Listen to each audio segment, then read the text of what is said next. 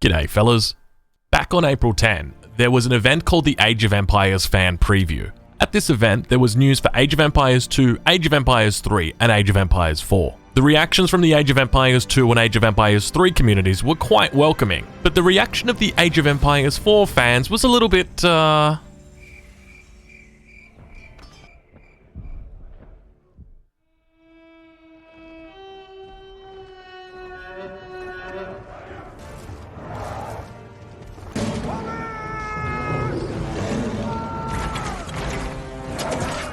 To summarize what the issues were, well, apart from everything, there seems to be three primary issues. The first one, arrows. The second one, unit scaling. And the third one, mobile game. So while there hasn't been an official response yet from World's Edge, you may have heard of a man by the name of Adam Isgreen. If you haven't, he's the creative director at World's Edge for the Age of Empires franchise, and was working on Age of Empires 4 before it was even announced. So he's an individual that's got a lot of familiarity with the project. On April 19th, 2021, he was on a podcast called the Xbox Era Podcast, where he spoke in depth about Age of Empires 4. Now the podcast itself goes for more than 100 minutes. If you'd like to listen to it, I've linked it in the description. But if you'd like a summary of just the good bits, then here you go.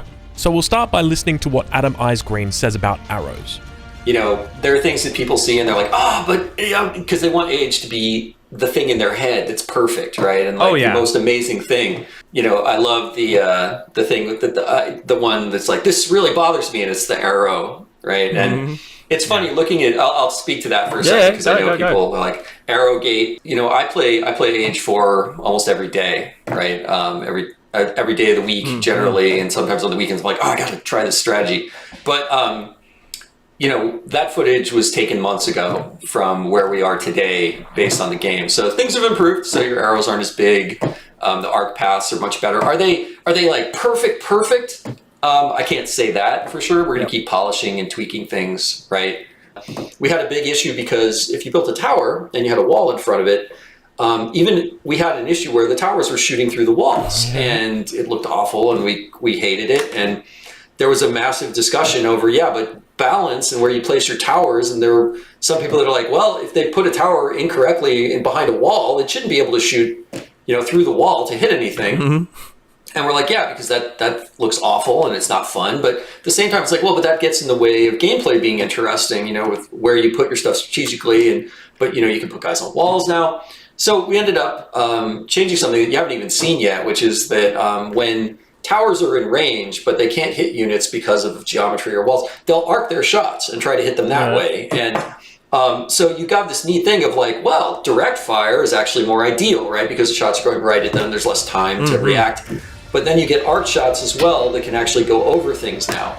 So while there definitely were a lot of different issues when it came to arrows, it's very clear that a number of prominent issues have already been fixed with arrows. For me, most importantly, is the size as well as the arc. I actually saw a video from a fellow Australian, and he identified issues with the size, color, speed, spawn position, arc, angle, and impact of arrows, doing a 30-minute video on it. I read through the comments. This had to be my favorite comment out of everything.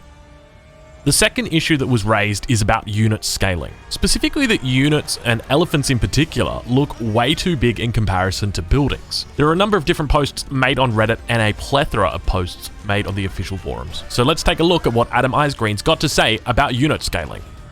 I think the most of these, scale, I will just say this, scale is always an issue in real-time strategy games. Like, the minute we have gone through, I think, every single thing you can do in terms of building size and unit size and this and that. Some of the things we wanted to make sure that were really visible, things like combat on walls, because you can fight on walls now and you can have sieges on walls, and it's so fun to have battles raging on the walls while you're also rampaging into a base. And we wanted to make sure that was all visible. So there are certain concessions that we made in terms of making sure that all of that could still be seen clearly. Unit readability is absolutely tantamount to us. So I've seen all the memes on Reddit and everything like that with the the castle and the elephant and the guys. I totally get it. I don't want things to get too small, because then you're like playing like this is a game for ants. I don't want that. I really don't want that. And I apologize for the horrible the Zoolander reference was great. Zoolander, a Zoolander reference, so and I can't go wrong in the podcast if I made a Zoolander reference. But scale is always an issue, and we've gone back and forth, and camera position, and zoom, and everything like that you could think of. you scale something down, and then some people are like, I can't see this, and then you do that. I can't do that, and it's this vicious circle of things. And so we're at where we're at, and we're going to keep adjusting from there. But just know that our priority is combat readability, unit readability, bright, inviting world, and making sure that everyone kind of knows what's going on in the battles. That's super important to us. And there's some tech that we've done to spread units out and things like that, so that there's not as much of a combat blob that could happen in the old Age games, so you can clearly read battle lines and things like that. We've done a lot to make that so that it's much easier to read, and it comes across as very exciting. So the creative developer definitely hearing the concerns of the community there, and acknowledging that scaling is one of those ongoing issues that's going to take time just to work out and get perfect. But it's great to hear that this has been addressed now. Hopefully we can start to see more reasonable scaling of units compared to building. There were a lot of comparisons that were posted, comparing the original footage that we saw to the new footage, and comparing Age of Empires 2 to Age of Empires 4. So my suspicion is that we're probably going to have something that looks a lot better now.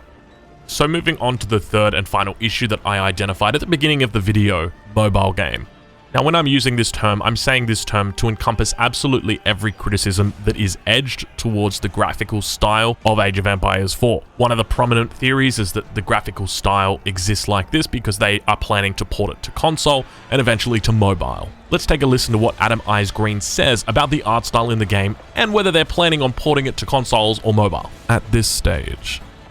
So art is very subjective. I will say that one of the key things that we are upholding in Age 4 that's really important to us is something that came out of the mouths of the original Ensemble developers, which is Age is about a bright and inviting world.